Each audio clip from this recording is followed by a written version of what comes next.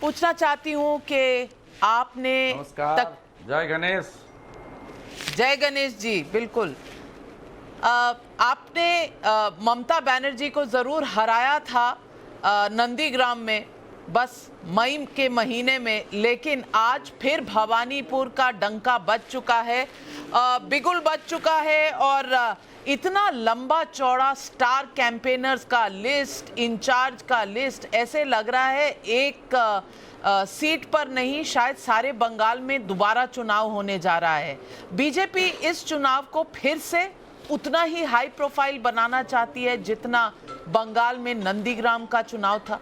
न देखिए, कोई नंदीग्राम का सिंगल सीट नहीं है। पूरा प्रदेश में भाजपा ने पूरा जोर लगाई, लेकिन बहुत अच्छा प्रदर्शन नहीं हुआ, लेकिन अच्छा प्रदर्शन हुआ।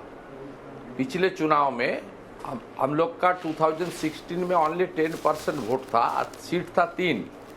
इस बार हम लोग का 77 क्षेत्रों से हम लोग चुनाव जीते और हमारी परसेंटेज 38.1% तक गई।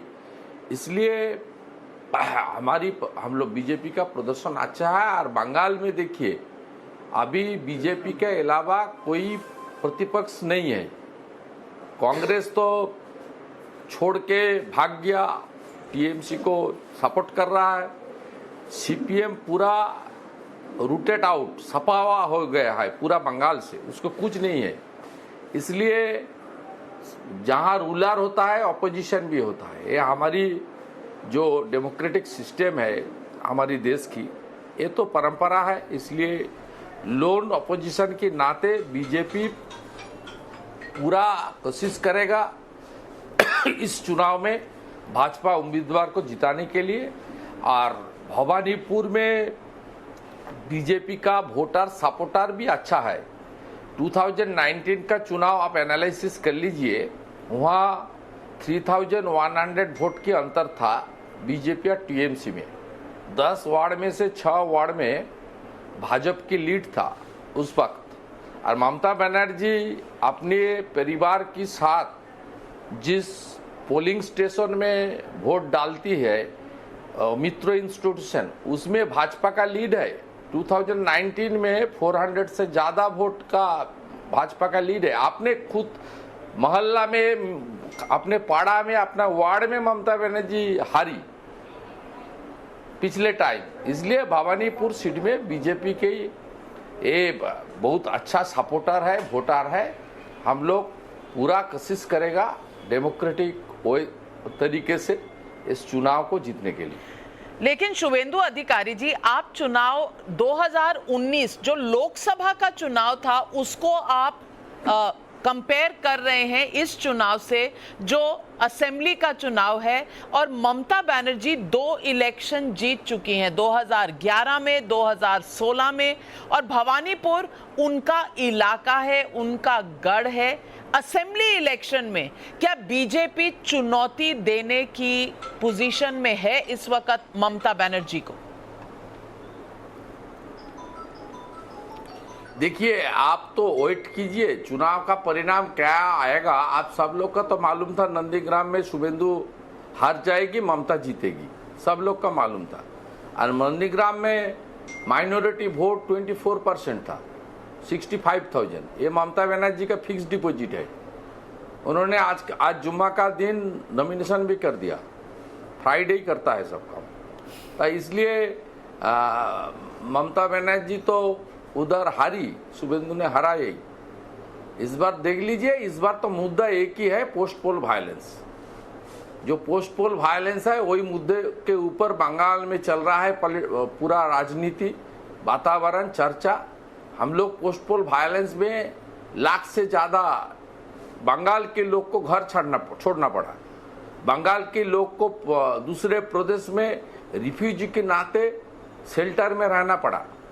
असम में, बिहार में, उड़ीसा में, झारखंड में, ये क्या हुआ?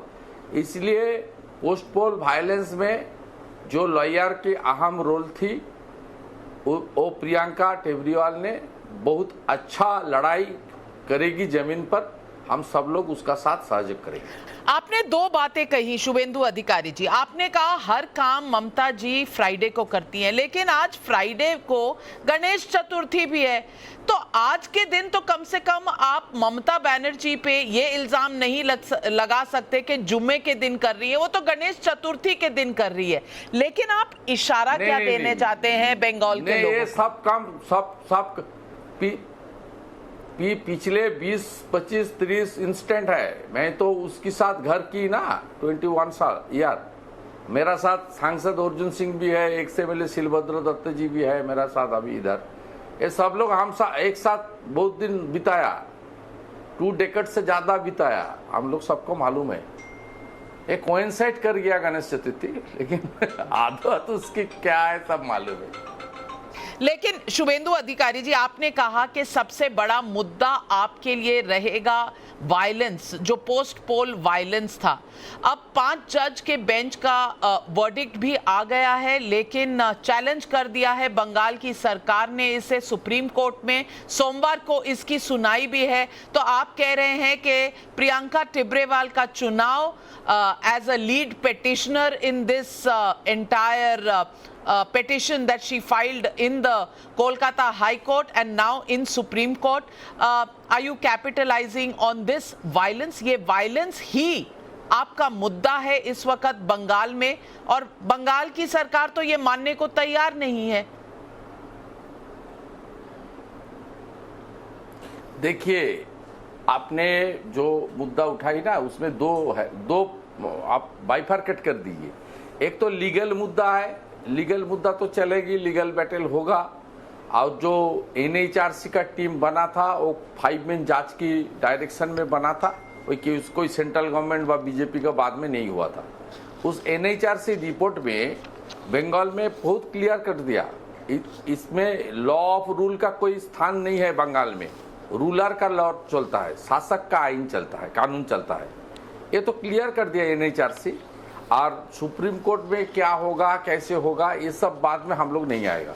और Priyanka not only the petitioner, Priyanka Tibrewal ने घूम घूम के पूरा एरिया में बर्धमान से लेकर मिदनापुर तक, 24 परगना से लेकर हुगली तक सब थाना में प्रियंका ने मूव किया। जो घर बार छोड़ के भागा उस बंगाल का आदमी को घर वापस आने के लिए कोशिश किया। ओनली लीगल बैटल नहीं लड़ी, उन्होंने जमीन पर भी लड़ाई, अच्छा तरीके से लड़ाई की। इसलिए पार्टी की ओर से उसको कैंडिडेट फाइनल किया गया। इस बार मुद्दा एक ही है, पोस्ट पोल वायलेंस।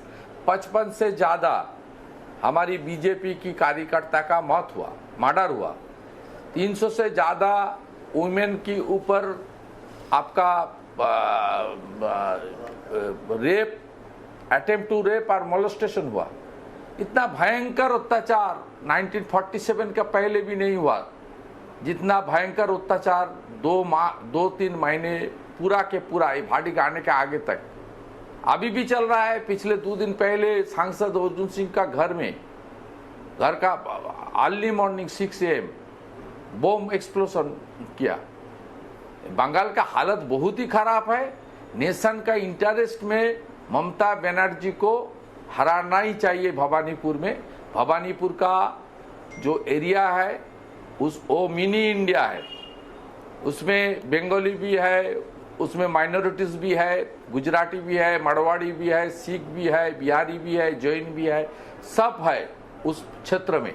ये सब लोग मिला के एक साथ देश के हित में, और जो तालिबान राज चल रहा है अफगानिस्तान में, वो तालिबानिजेशन के एगेंस्ट में, तालिबानी जो तरीके से बंगाल में टीएमसी की राज चल रही है उसका खिलाफ उसका जो जनता है, हाई एडुकेटेड जनता है, बहुत सेंसिबल जनता है, कॉन्शियस पीपुल है भवानीपुर, वो सही तरीके से वोटिंग करेगी।